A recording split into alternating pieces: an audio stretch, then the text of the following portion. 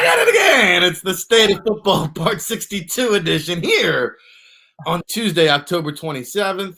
Ric Serritella, along with Russ Lande, here for the next hour. So buckle up. My usual co-host, John Murphy, down there in the Gulf Coast region, dealing with the hurricane early there. Internet already out. So thoughts and prayers go out to John and everybody in the Gulf Coast.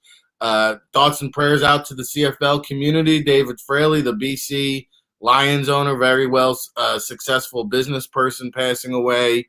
And, of course, last week we talked about Dave T. Thomas losing his battle to cancer, and we will have a special guest, Paul Crane, later on in the show to talk more about Dave T. Thomas and the legacy he leaves in the NFL draft, the scouting community, the evaluating community. Of course, Russell Lande, longtime scout, back with the St. Louis Rams, Cleveland Browns, XFL, currently with the Calgary Stampeders, currently of Infectious Scouting, currently here on the State of Football.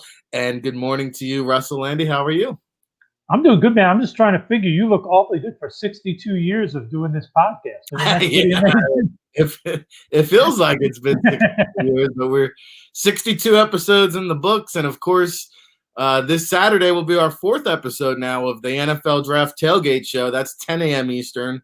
We do that now every Saturday, a little college football pregame show with an NFL Draft slant. Make sure you tune in for that. Of course, that's with David Turner and Ryan Roberts. And then we've got NFLDraftBible.com. A lot of sweeping changes, some beautiful things coming on the horizon. Make sure you go all access. Take advantage of our listening or our viewer promo code that Samantha will ever so kindly be placing up there. Of course, tomorrow night, the Baldy Breakdown Defensive Line Seminar. J.J. Watt, Julius Peppers, and Aaron Donald, who was in action last night as those Rams took down the Bears on Monday Night Football. We'll try to sneak that in on you, but we did go around the league with the NFL yesterday with Ralph Ventry. Of course, we have Russell Lande every Tuesday for the college football season, so we focus on the weekend that was. We'll look ahead at the prospects and matchups that you want to be keeping an eye on for this upcoming weekend. And, of course, you know where I'm going to start, Russ, with those Jersey boys, Rutgers, Greg Schiano, and the Chop. I know you were checking the scoreboard and saying, whoa, let me refresh my screen. Is there something broken going on over here? But, we talked, and I'm watching the post game and listening to the announcers, and Matt Millen's on the call, and they're saying, who could have predicted this? Nobody saw this coming. Well, they didn't listen to the tailgate show because we spent about 20 minutes telling you how the Rutgers Chop was going to come out in full effect. And I will just say this, Russ, the one thing that was overlooked is he brought 14 transfers over from Power 5 schools. So he basically said, hey, Chris Ash, you did absolutely no recruiting here. I'm going to go to the transfer portal, remake a team on the fly, and oh, by the way, he's got a top 20 recruiting class coming in. Don't look now. Those Scarlet Knights are looking pretty good. Well, it's not just the players he brought in. I think it's also just his talent as a coach, the staff he's put together, and they're going against sort of a new staff. With D'Antonio gone, I think Michigan State's trying to figure out an identity, whereas everybody knows, even though it's Schiano's first year back there, you know what the identity of football is going to be under Greg Schiano. It's going to be physical. It's going to be aggressive. It's going to be take no prisoners. And that's on both sides of the ball. So I think you knew that going in. How well they played, I think, is a little bit of a shock because, like you mentioned, they brought in a lot of new players. Usually that first game with new players and without the full off season that you normally have, you normally expect some bumps in the road. But tell you what, Schiano, again, proving as a college coach, there aren't many better. And I think you're going to see with the next 3 or 4 years, you can see Rutgers back in that top 10, top 15 category, which means, Rick, you're never going to be able to take that smile off his face. Sam might have to start smacking you around because Rick is just going to be smiling ear to ear. He's just going to be sitting. He may just move down there and live in the stands. Well, Russ, when you watch what happened in recent years, and then you got to endure the Jets and the Giants every Sunday, brother, it is good to see some winning football over here in the great state of New Jersey. Believe me when I tell you. Are they the only pro football team in the tri-state area right now? I mean, closest thing to it. It's sort of scary. Yeah, it is. And I'll tell you the one last thing about it. I went back and looked. I said, man, they created 8 turnovers. 8 turnovers. I go back, I look. There was 7 games last season where they didn't even score 8 points. So, and one last shout out to Coach Gleason. What a great offensive mind. What a great complimentary coach for Schiano, because Schiano, he's not 30 anymore. He's 50 now. And now you've got this young guy in Sean Gleason who went over to Oklahoma State, was it after Princeton, comes back, and the play calling was terrific. So in addition to a tough, hard-nosed defense that created turnovers, they now have the offense and the transfer from Nebraska, Weddle. Hey, best-looking quarterback we've seen in Piscataway in some time. And, of course, oh, by the way, our Scouting the Nation article that came out yesterday, we even had Tyshawn Fogg, the linebacker, that quite honestly, I know Ryan Roberts is doing a weekly mailbag on Thursday on the website, and somebody asked, like, hey, it was kind of a bust-out day for Tyshawn Fogg. It wasn't necessarily a bust-out day because he's been on our radar now. He was a captain last year as an underclassman with the Chris Ash regime. He's a captain this year under Greg Schiano. He had a dozen tackles. He was flying around the field, but he's like a coach out there. He's lining guys up. He's making the reads. Tyshawn Fogg, I got news for you. He's going to get drafted. He was one of the lone bright spots on that Rutgers defense a year ago. He's picked right back up in the middle of it. So a couple guys there. Of course, the Big Ten was back. Justin Fields, his Heisman campaign is off and running, Russ. And it's so funny because it's such the social media and news media cycle is such a what have you done for me lately. Now everybody's talking about how Fields can overtake Trevor Lawrence. Like, we're just going to throw away everything Trevor Lawrence did the last 3 years and now anoint Justin Fields. I don't know. You tell me. I don't see it. I like some of the tools that Justin Fields brings to the toolkit, but top 10 is a little dicey for me. Well, I haven't really graded him yet, so I have to really look towards that. But I will say the thing that impressed me watching this weekend, which part of my concern was when I saw Dwayne Haskins there, he's a one-year starter, so you don't really get that second year where teams have broken down the film on him and come out with a plan to stop him. So that even with this weird offseason, they all had the film from last year with Justin Fields. So they broke down everything they did. They knew what was coming, and he still made good decisions, was very accurate throwing the ball. I was really impressed. Now, I'm not going to say he or Lawrence is going to go top 5, number 1 overall, because I haven't sat down and broken down the film of their final year in college. But I will tell you, compared to some of the guys that have gone in the top 10 in recent years, guys like Dwayne Haskins, or even going back and looking years back at different guys that have gone in the top 10, like a Blake Bortles, at least this guy, when you see him, you see the accuracy. And that's one of the things that really impressed me when I was watching the film. He made some good throws that were not easy. Not everything he did was quick and simple. He made some downfield throws. He made some throws on the move that I was really impressed with. I'm very excited to pull up the film when I'm done actually grading the next 2 teams I'm doing. They're the third team in sort of the order right now. I can't wait to really watch the film and grade him because he did impress me a lot.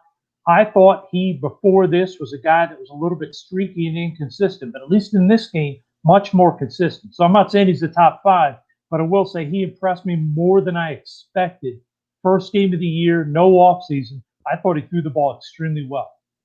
Yeah, and that's what you want to see, that maturation, that next step, Exactly. Reading through the progressions and not being so quick to take off. You love the dual threat capability, but you want to see him try to be a little bit more patient, not be so quick to kind of tuck and run. Yep. And, we're seeing it so far. Like you said, it's one game so far, so good. Sticking to the big teams before we get to some of your guys, Jalen Weddle, just terrible to watch. Ooh, brutal. Here he is. Anytime you see a kid that literally, when you watch the film and you look at this kid, you see a guy that's going to play on Sundays, and then to see it not only derailed that he's going to miss the rest of this year, but now you're talking about if he says, you know what, I do want to try to go NFL, he's going to have to go through the whole medical process, the whole 9 yards without having played a game really in 6-7 months. it's a shame to see, but unfortunately, that's part of the business. Football players get hurt on a regular basis, and you want to see these guys step up and be able to overcome this, go through the combine process. You'd love to see him come back next year, but I tend to think that because of this injury, you're probably going to see him, if he's healthy enough to go to the combine in whatever form the combine is this year and get medically cleared. I think he's going to be in that process. Yeah, and I put that out there when I was watching it live. Like, you wonder what kind of impact this will have on his pro aspirations. And I was a little bit surprised because most people felt like, well, hey, he's got such good film, it doesn't affect him at all. And it's like, well, it's a pretty major injury. So actually, it cost him in the wallet because he's not going to It really comes down to where is that injury? What is the medical show? Because there are guys like Todd Gurley that get hurt, blow out a knee, but when they do the medical, they feel comfortable and they still go in the first round. There are other guys that get hurt. It doesn't seem as bad. When they do the medical, they say this could be a long time lingering problem. One of the misconceptions out there is that whatever gets reported as the injury is what's going to be the sort of official version that NFL teams get. But when NFL teams get you to the combine, and Rick, this, you've been doing this forever too, they twist and turn and bend and snap and all the different things they can do to the part of your body that's been hurt. And they come up with vastly different opinions, even on guys who have the same ACL injury, the same broken leg. One guy may be healing perfectly. One guy may not be, or one guy may have suffered cartilage damage in addition to an ACL. So there's a lot of factors. He could go to the combine. They could check him. He could be full medical clear with no issues, or he could go to the combine and he gets, hey, this is going to be a long-term problem that's never going to go away. And all of a sudden he's a day 3 pick. So medical can play a huge role depending on what shows up when he goes to the combine. The hope is with today's technology and the amazing things they do in terms of the medical field, that he shows up in Indy, they check it out and they say, yeah, he'll be back full speed, probably not as a rookie, but in his second year, he'll be back to what he was. So he's still going to go first round. But there's no guarantees of that. The medical stuff plays a huge factor, and it's not what's out there publicly. It's what happens behind closed doors when they go to Indy. I know a bunch of players that have gone there with like just scopes, and they come out of there and their knees all swelled up because you have 20 teams twisting, turning, pulling, prodding, and the knee gets twisted so much while you're in the middle of rehab, it makes it a lot harder. So no one knows what's going to happen, but I will say no one can really tell you what the future is until he gets checked out medically at the combine. Yeah, and listen, for Alabama, it's next man up. It's like they just reload. They've got Devonta Smith, obviously, is going to get the lion's share of targets, but this John Mechie now has kind of put himself on the radar, and now they've got this redshirt sophomore and Slade Bolden that we're going to keep an eye on. So, Mac Jones is not going to be any shortage of targets to throw to there. A guy that the quarterback for Alabama, he is playing at a very high level. I know Alabama quarterbacks traditionally, we'll see with Tua, but traditionally, recently, like the Greg McElroys and the recent quarterbacks of the world haven't really fared so well. But I think well, I got to say, I think Tua and this kid are somewhat different in that a lot of their quarterbacks, and you know this, Rick, are the super smart, not super physically gifted guys who are perfect for that offense because they don't have to be great. They have so much talent around them. Just don't make mistakes, make smart plays. But a guy like Tua and now Jones, they're super smart. They don't make mistakes, and they just so happen to be big arm, good throwers who can make all the necessary NFL throws. That's what gets you excited. I mean, it's funny to me, and I don't know if you see this too, but I mean, everybody's in love with Joe Burrow and how he's played so far, even though I think Herbert has been significantly better on the field. But I will tell you, almost everybody that I spoke to in the NFL, and from my eyes too, if Tua didn't have any injuries, if he had come out healthy and clean, never been hurt in college, there's no chance Burrow goes ahead. I mean, Tua would have been by far and away the first pick overall without any hesitation. So I'm excited to see what Tua does, but let's see how Jones. I mean, Jones has been impressive. You said it. He's played really well. I mean, this is a kid with a big arm. Yeah. Looks pretty athletic. He does a lot of positive things. You got to be very excited if you're Alabama for the rest of this year and maybe another year for Jones. I mean, who knows? Yeah, no, I like what I've seen out of Mac Jones. I think he's made great strides, and we talked about it. I think on last week's show with Herbert and Burrow and now Tua, I mean, this could be as good of a quarterback class. You think back to now, we've had almost 20 years to reflect on it, which is crazy. But the Big Ben, Eli Manning, and Phil Rivers, and we actually had an interesting debate who was better, that class or the class of '83 with Jim Kelly, Dan Marino, and John Elway. So I don't know if I can have that debate, in my opinion, because to me, and I don't want to drag us into a whole nother thing. Yeah, Kelly, Marino, Elway are 3 Hall of Famers. If you ask me, Roethlisberger probably going to be a Hall of Famer. Rivers and Manning, to me, are not Hall of Famers. Not even close. But there's 4 rings in that group. Agreed. But just because Eli had a good 4 or 5 game stretch and helped them win a Super Bowl, twice, to me, he was an above-average quarterback. But he beat Tom Brady in 2 of those Super Bowls, right? No, I'm pretty sure the Giants beat Tom Brady. I'm pretty sure it wasn't just Eli. I'm pretty sure the fact that their defense played great was a big part of it. And I'm not knocking Eli. There may not be a better person or harder worker. But, I mean, there was a lot of his career. He was just an average quarterback. Well, it's an interesting debate depending on what you value. But, yeah, I actually tend to agree with you. But I think when you start throwing in the rings. Yep, that's a big issue. And I do think that Eli will get in. I do. I have no doubt. I think Rivers is going to get in. And I'm a lifelong Chargers fan. I love the guy. But how many times did he destroy a game by throwing a pick in the 4th quarter?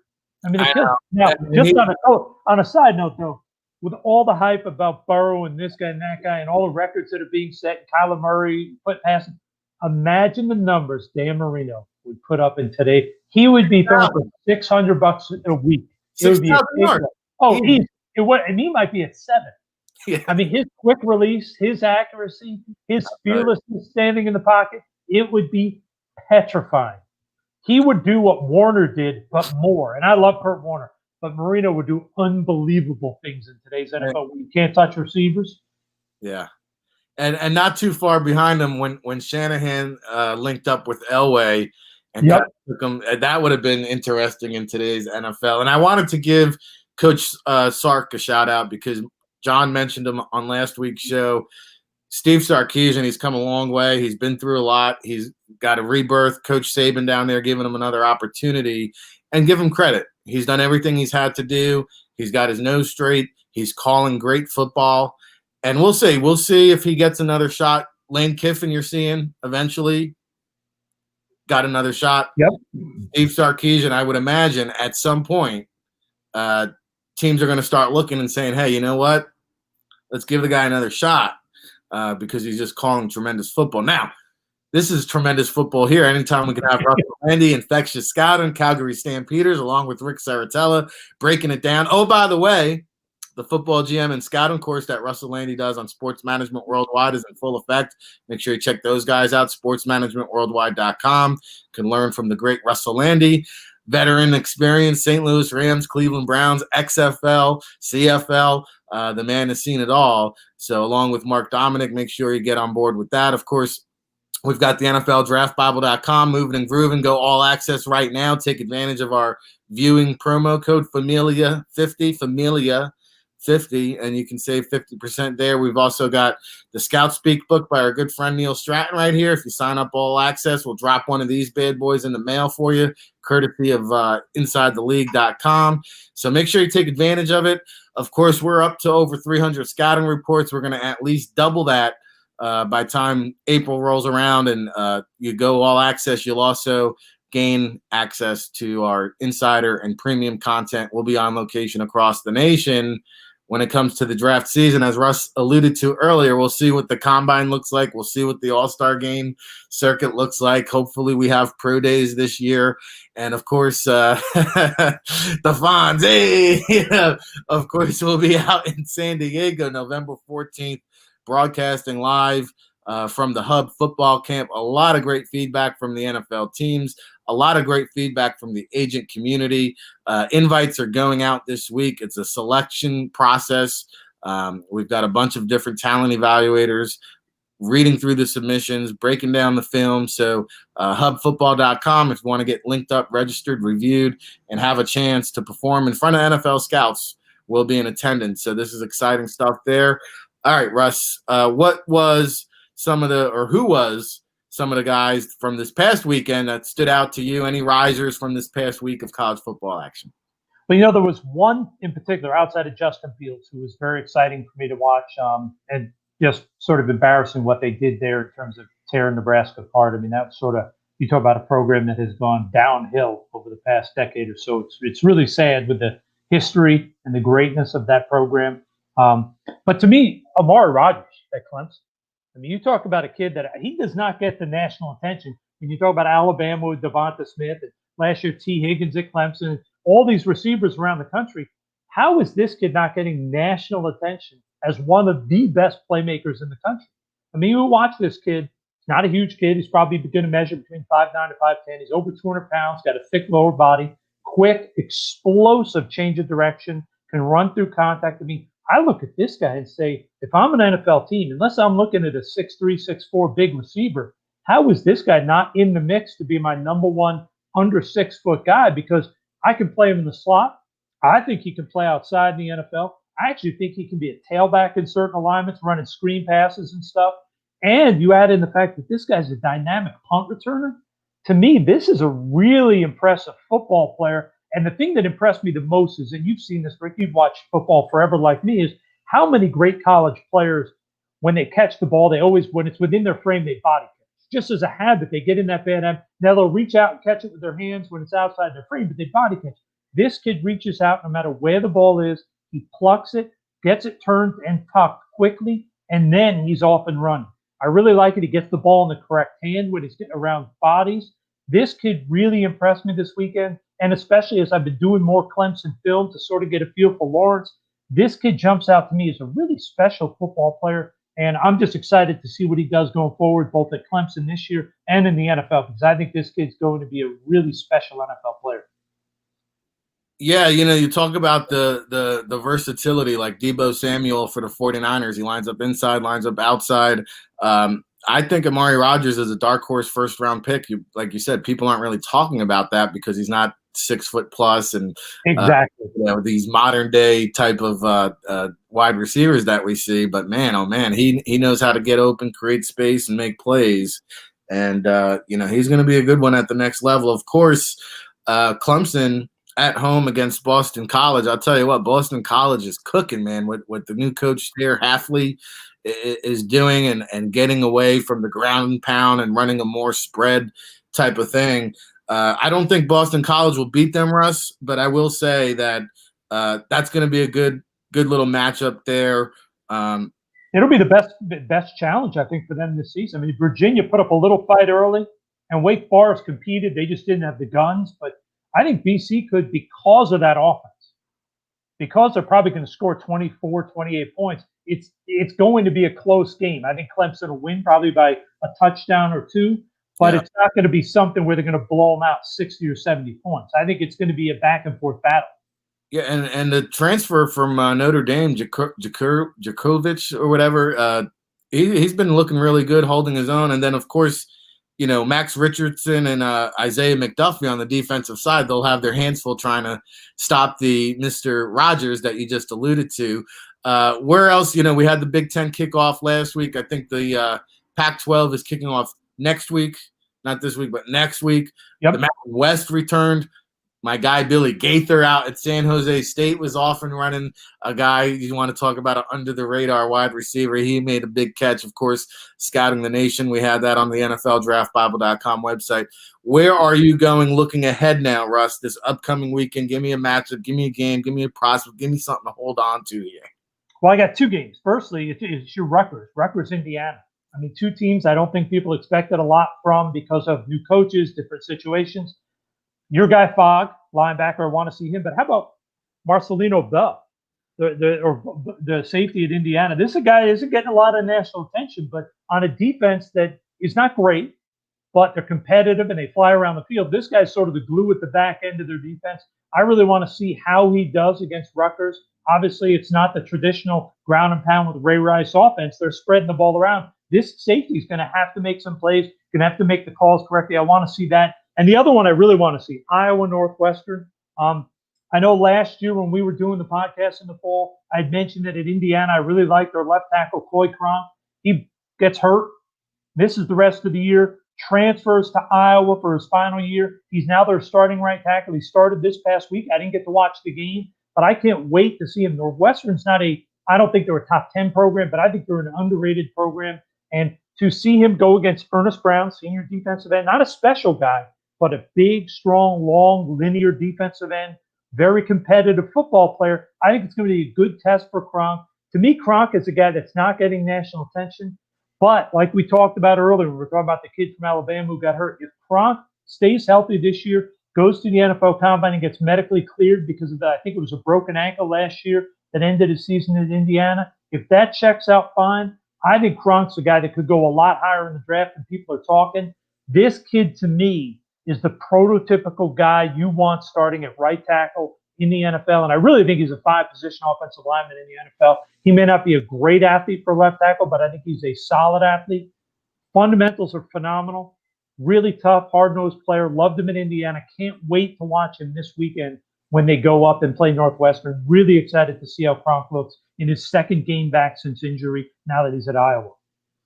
Yeah, and suddenly the Hoosiers are ranked number 17 in football. Yeah. Who would have thought that here in this crazy COVID world that we're living in? And they knock off Penn State. In a strange game as it was. Yeah, and oh, by the way, doesn't look much better for those Nittany Lions as they host the Ohio State Buckeyes.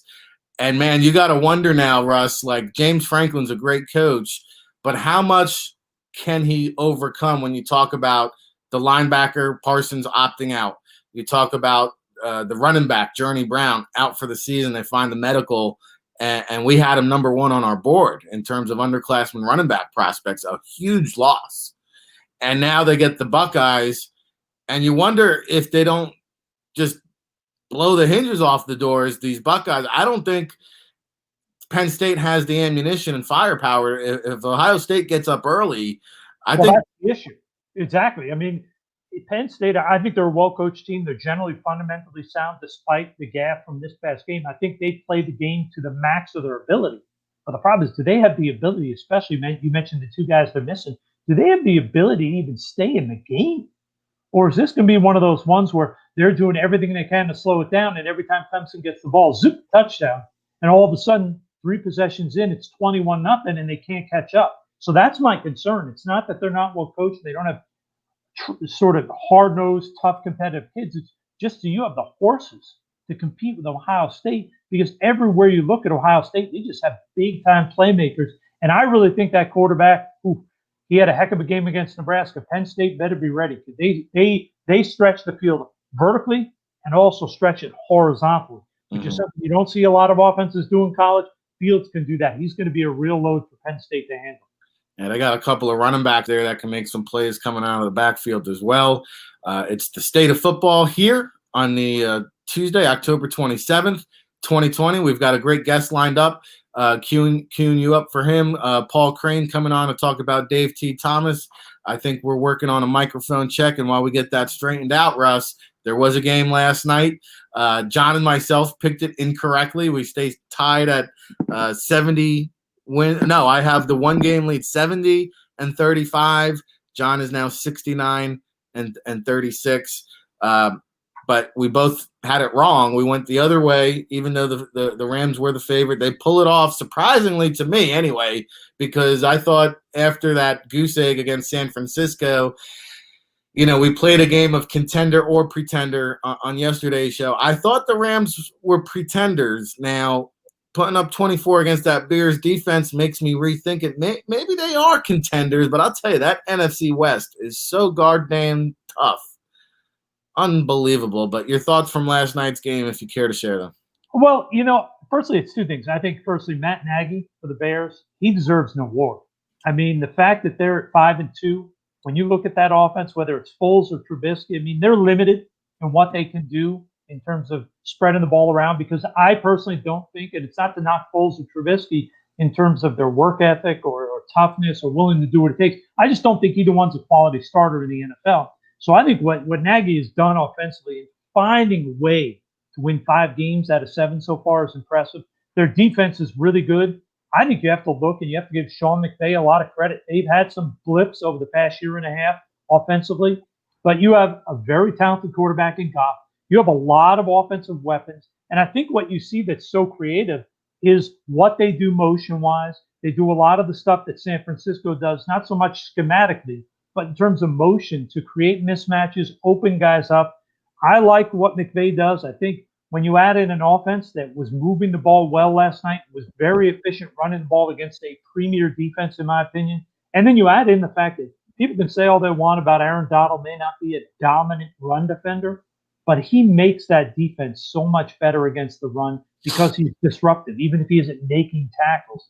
And that defense played up. They seem to play better when it's a more important game. I don't think the Rams are a great team, but they're awfully good. I think both those coaches, Nagy and McVay, are both really, really good coaches. Problem in Chicago is I just think they're lacking talent, especially on offense. That offensive line, it's brutal.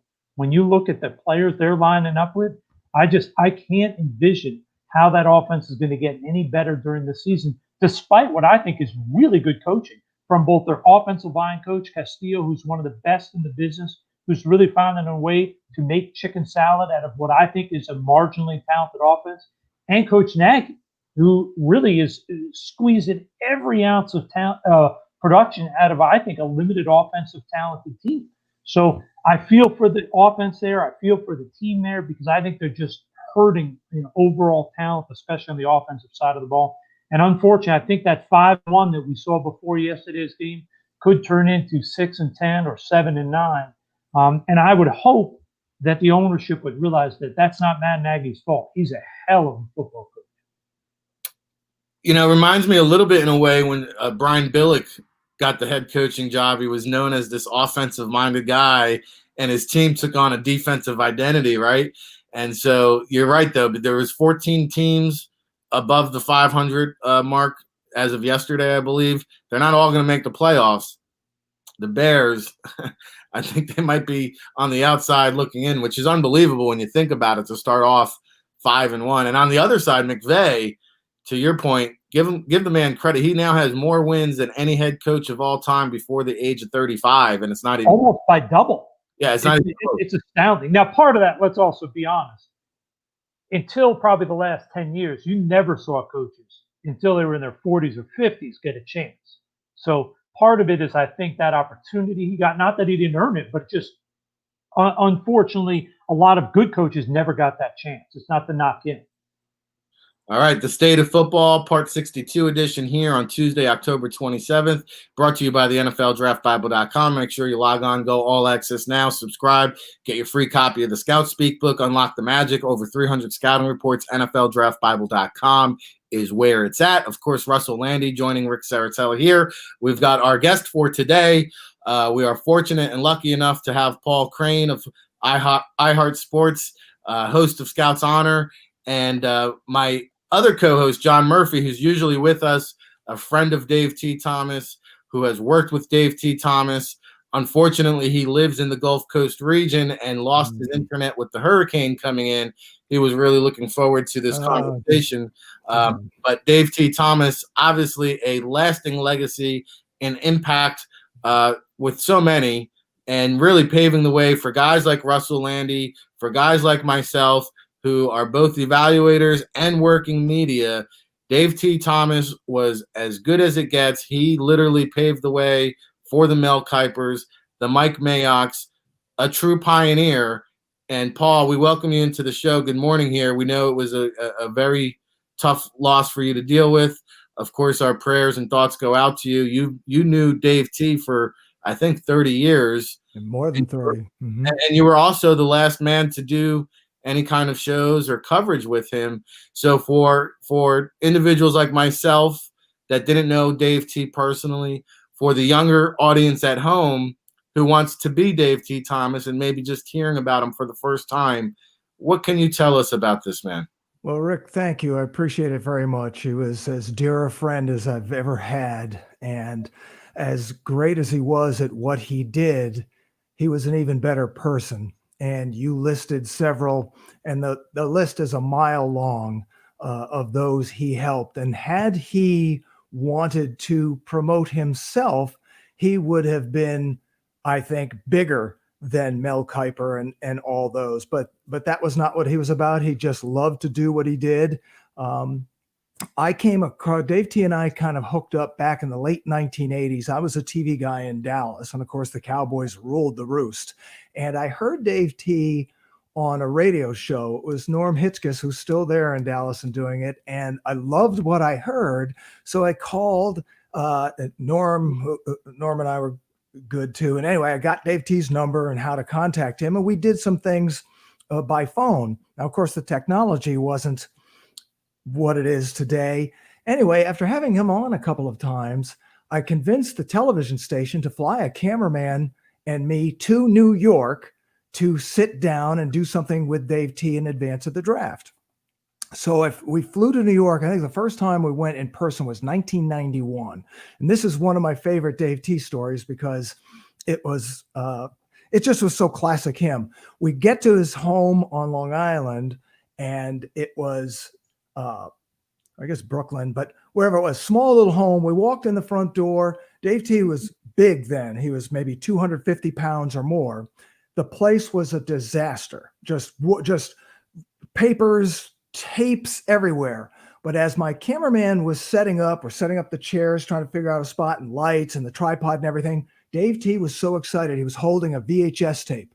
And he was so excited because this was the only tape in America of a player who did not play college ball, but has first-round talent. And he was excited about Jimmy Johnson that year, had, I think, 3 first-round picks. He said Jimmy's interested. And with 3 picks, he could reach a little bit if he wanted to. Anyway, to try to make a long story short, that player was Eric Swan. And Jimmy never got the chance to draft him because the Arizona Cardinals took him with the 6th pick of the draft. But those who watched all the multitude of things I did in Dallas that year would have seen Eric Swan because he let me have the tape. I took it back to Dallas, dubbed from the VHS, of course, sent it back to him. And we had mentioned Eric Swan in advance of that draft. And the list is a mile long of stories that Dave T found players that no one else would have found. And if I may, on that same day, we were done. We taped, I don't know, it must have been 2 hours, more than we could ever have used. When we were done, we asked him if we could just take him to lunch before we got on our plane to fly back to Dallas. Of course, we go to this little restaurant that he liked that was just down the road in the neighborhood. And we pull in the parking place in a spot. And as we start walking in toward the restaurant, Dave T stops us. And he says, "You see that house up on the hill?" So he goes, "That's John Gotti's house." I'm like, whoa. I said, "What's it like having John Gotti in the neighborhood?" Without missing a beat, he goes, "Oh, it's great. Keeps the riffraff out." So that was classic Dave T. Thomas on day one when we met. And it lasted for 30 years. He was always my go-to guy. He had a cancer battle. It was in the early 90s or mid 90s because, like I said, he was 250 or 260, and he ended up losing over 100 pounds from a stomach cancer battle. And I've put out a couple of things on my Twitter account, some clips from Dave T. We did so many shows together, draft preview shows. I wish I had them in a fashion that I could pull clips and digitize them and get them on the air. But I've got a couple from a 2007 draft show, and they're on my Twitter feed. Some other one-liners from him or some examples of what he did from our podcast, which I just am so grateful that the last 2.5 years we were able to do these things, and including before the 2018 draft, before I even knew how to record properly a podcast, he talked about Lamar Jackson. And it was right after the combine. If you remember, the NFL wanted Lamar Jackson to work out at wide receiver. And when Dave T was talking about first round, he wanted to do a thing on first round, what he thought in his mind were first round picks. And remember, Dave T never liked to do a mock draft. He wasn't going to tell you where they would be drafted, but he would tell you who could play and who couldn't. And you come back in 2 or 3 years and see how he did. he was adamant that Lamar Jackson was a first-round quarterback. And in that clip, which I put on Twitter, on my Twitter feed, and again, this is just like a week after the NFL wanted him to work out at wide receiver at the combine. He's saying he's a first-round talent. He compared him to Deshaun Watson and Russell Wilson at a time where very few thought he would be a first-round pick. And if you remember, the Ravens had to trade back into the first round to take him with the final pick of the first round, and we all know how that worked out. Yeah, I mean, Bill Polian, a Hall of Famer himself, said Lamar Jackson should be a wide receiver, and they're, perfect example of Dave T. Thomas, a guy who was going to believe what he said and said what he believed. And I go back, I mean, my fondest memories of watching Dave T., I was a big Chet Kopic fan, of course, there in Chicago where Russ is now. And Dave T. would come on every week and come on and do his draft analysis. And, man, his shtick was so cool, and nobody else was kind of doing that at the time. And both Chet Kopic and Dave T. were ahead of their time with that format, that show that they did. And it's great to hear Norm is still doing that down in Dallas. I wasn't aware, but I'll make sure I go look that up as well. Paul, I mean, how do we get some of this content out to the masses? Obviously, we can connect afterwards and talk more about it, but is it VHS? Do you have the podcast files that maybe we can get something out there and put something out and get it out to the masses? The podcast, I would encourage people to plow through the podcasts. They're on all the platforms. It's called Scouts Honor. You can go to my website, which is paulcranetv.com. I've got a podcast tab there where you can get access to them all. But if you go to Google Podcasts, or Spreaker is the platform we put it out on, or all of them are there. There's over 200 of them. I would scroll back through, because one of the things, that made Dave T. so special, you don't need Dave T. to tell you that Trevor Lawrence, for example, is going to be a high draft pick. But one of the things that he took great pride on was finding the small school guys. Ike Taylor out of Louisiana Lafayette, to this day, will tell you that Dave T. changed his career, if not his life. As a matter of fact, on our Scouts Honor podcast, probably a year and a half ago, we had Ike Taylor on, and to hear Dave T. and, all I had to do was hit the red button and I just listened to those guys go back and forth. It was great. Another one who we didn't have on the podcast, but who I worked with here in Atlanta at 92.9 The Game, a sports radio station, is Hugh Douglas. That's another guy that Dave T. loved the story. And Hugh, I got Dave T. to go on with Hugh one day, and the story they told was back in 1995. Dave T. used to run the Hula Bowl, and it was run at the same time as the Senior Bowl. So the way Dave T. tells the story, of course, most of the big name players would go to the Senior Bowl. So he really had to find talented, smaller school guys, or the guys that were overlooked, to come to the Hula Bowl. But he also described the GMs and head coaches all went to Mobile to see the top players. The owners like to come to Honolulu. Well, in January of 95, he had Hugh Douglas from little Central State University in Ohio, an HBCU, and he got Hugh Douglas out there. And Leon Hess, then the owner of the Jets, was among those out there, and he kept asking Dave T., who's that? Who's that? Because Hugh Douglas was tearing it up. Next thing you know, Rich Kotite's getting dragged, is told to get out of Mobile, get to Honolulu, look at this guy, and Hugh Douglas became the first-round pick of the Jets that year. Wow, just tremendous stories. Paul Crane joining us here on the State of Football. Ric Serritella, Russ Lande. Russ, I know Paul is taking us back through some great stories. I'm sure you remember Dave T. fondly. Any memory you want to share? Any question you want to ask Paul? Well, I mean, I only met him once or twice. I don't even remember where it was at. But, I mean, I always looked at it like and really it was sort of him and Joel Bushbaum were sort of the two guys that didn't get the media attention, but they were sort of the backbone of the whole industry. I mean, when you talk about guys like Kiper, I mean, it's great. Kiper did a great thing, and I'm not trying to knock Mel. He may be one of the nicest people in the whole business. Absolutely. But if it wasn't for guys like Dave and Bushbaum, Mel wouldn't be there, because there was nobody grinding out behind the scenes, putting these names into the sort of the bucket for the big people on TV to talk about. Mel may have sort of transformed the TV draft game, But I think Dave and Bushbaum really transformed the entire draft game in terms of getting the word out to everybody. And I think, like I said, I may have met him 2 or 3 times and maybe spoke to him once or twice, but his reputation is the gold standard. I mean, anybody that ever gets compared to Dave T, you know you've reached a certain level of success in this business that very few do. You know, and he may be the toughest guy I ever knew too, in addition to the most talented and nicest. We did a series of syndicated countdown to draft day shows, television shows. And one year we taped at a studio in Orlando, Florida. And I went to pick him up at the airport, and he was walking kind of gingerly. Which was not necessarily unusual, but then he had trouble getting onto the set. And I was like, Dave T, what's the matter? He's like, oh, I was up in a tree.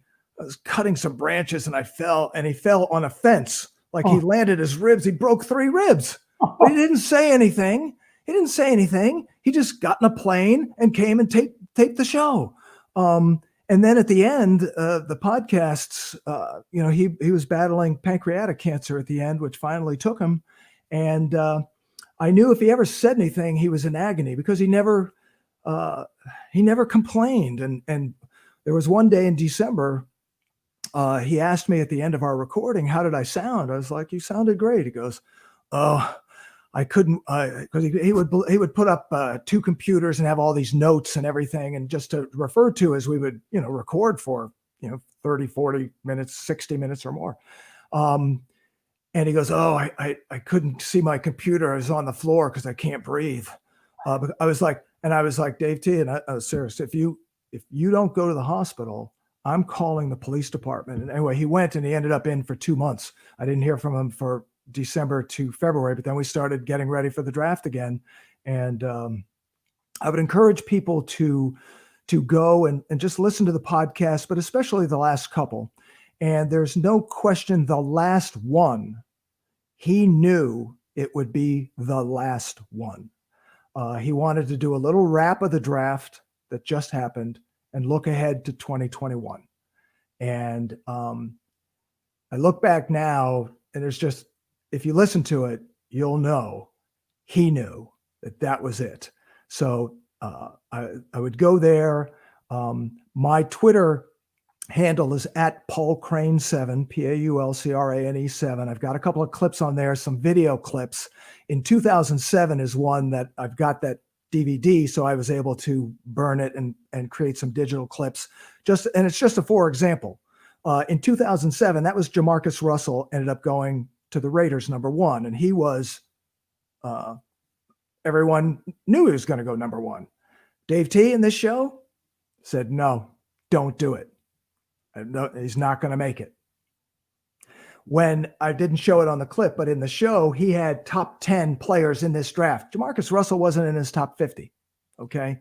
In top 10 that year was Eric Weddle, a defensive back from Utah.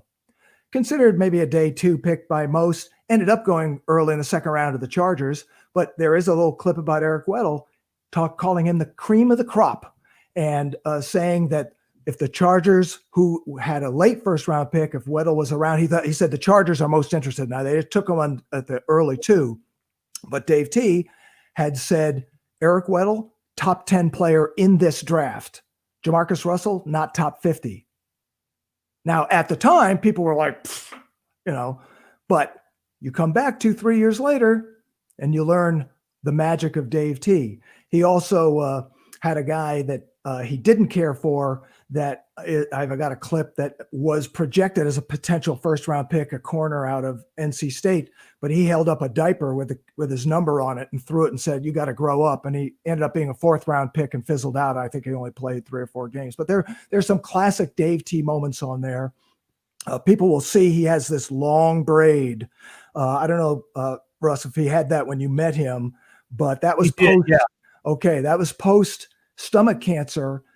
He felt conventional doctors failed him, yet Native Americans in Arizona did some non-conventional work with him, and his lifelong tribute to them was to wear that braid. He called it his tail, and he didn't cut that for over 20 years. Wow. Wow. Yeah, I do remember it, and I wondered, because as you know, anybody in football, that's a rare thing to see. He to his dying day, they saved his life, and in his mind, and they gave us another 20 plus years of Dave T. Thomas, who, I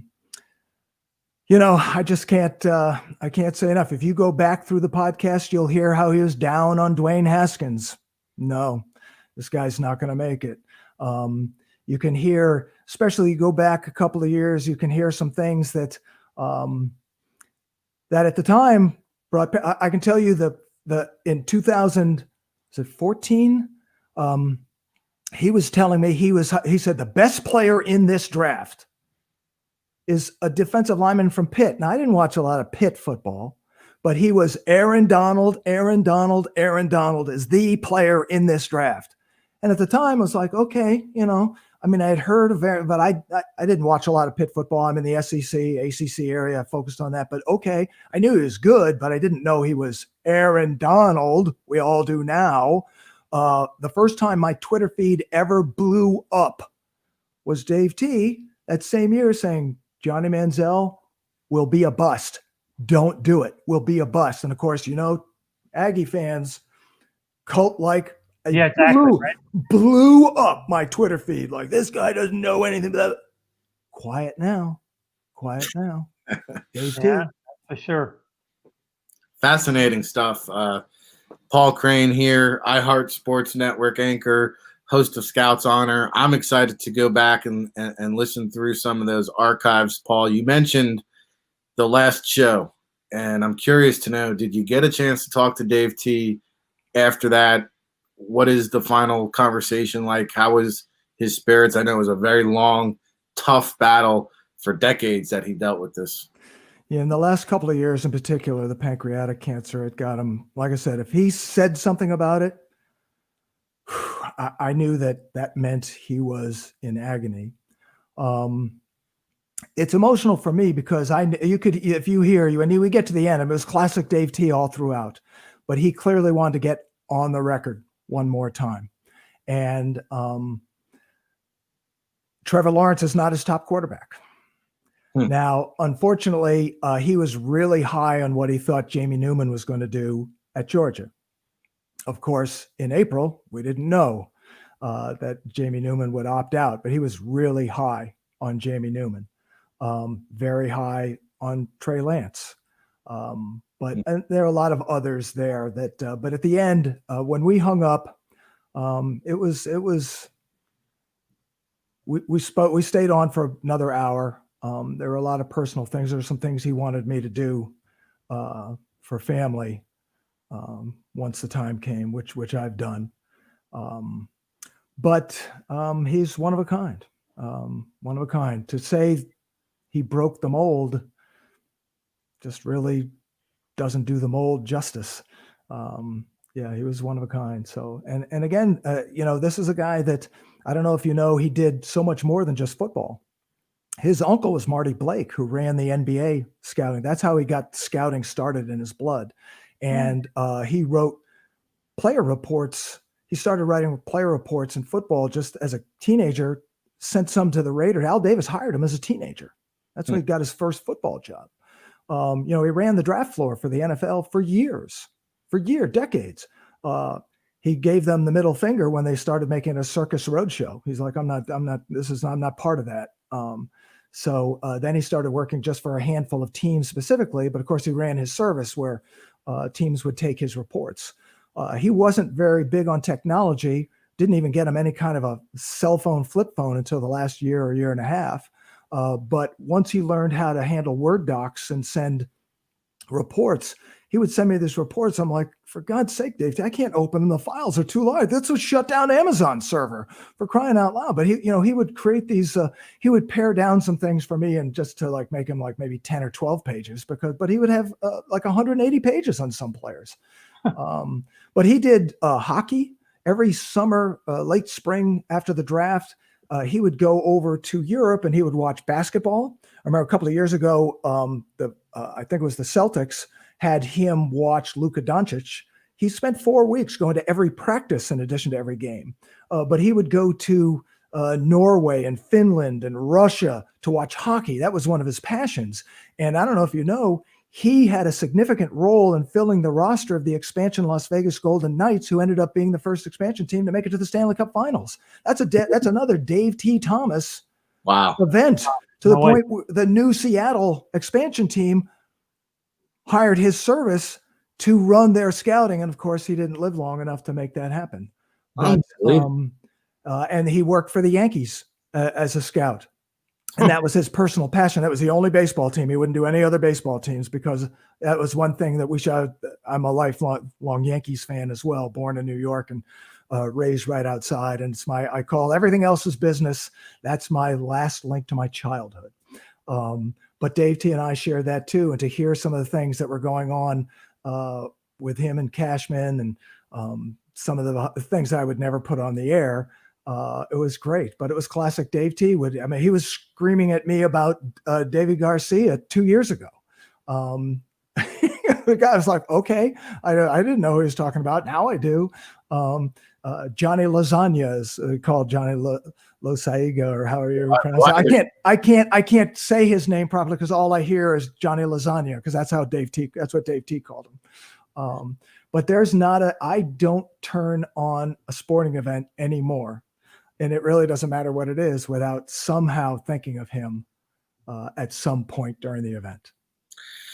Well, this has been very enlightening, very, very insightful, and we really appreciate this, Paul. Hopefully we can I'd love to have you back on, and I know John Murphy, my co-host, was looking very forward to chatting with you, because he did get a chance to work with Dave T. So maybe we can coordinate and pop you back on here at some point. Sure. We're really just getting started. Yeah, I know. I could probably sit here all day and just listen. Sure. Oh, yeah. We're actually, for the listening audience at home, I know everybody is sending positive reviews. On Thursday, we're going to have Howard Balzer on, who also knew Dave T. Thomas personally. So Howard's going to come on Thursday and share some more Dave T. Thomas memories as we look to keep his legacy alive. And seriously, I mean, we're going on our 19th draft cycle here at the NFL Draft Bible. Dave T. Thomas, no doubt about it, had a significant impact on myself, and again paved the way for guys like Mel Kiper and Mike Mayock and Russell Landes of the world, for us to be able to sit here and do this. And Paul is as close as it gets to Dave T. Thomas. So we appreciate the time here today. Paul, we'll definitely be in touch. Now that I know you're based in Atlanta, I'll definitely look you up when I'm down there. We'll talk some Yankee baseball over Italian food in Georgia, and we'll have a good time with it. But this was great stuff. Make sure you go check out the Twitter at Paul Crane 7. He has all the podcasts, the Lamar Jackson video clips. I was watching the Eric Weddle clip, and you will really appreciate, if you don't know Dave T. Thomas, if you're one of our younger listening audience, please go find out what this man was about. A true innovator. So we salute him. We remember him. We carry on that legacy. It's been another hour of power here on the State of Football, Part 62 edition, October 27th, Tuesday, 2020. We will be back at it again tomorrow, weekdays, 9 a.m. Eastern. Of course, the NFL Draft Tailgate on Saturday. Tomorrow night, by the way, Paul mentioned Aaron Donald. We'll have Brian Baldinger breaking down Aaron Donald as part of the D-Line seminar on the NFLDraftBible.com.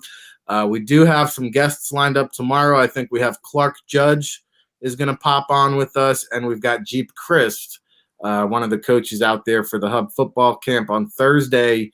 We've got a triple header. We got a Howard Balzer, Dane Vandernat, and Neil Stratton, and then our Football Friday show with Big Law, Lawrence Johnson. So we appreciate everybody tuning in. Thank you so much for the love and support. We'll see you tomorrow, everybody.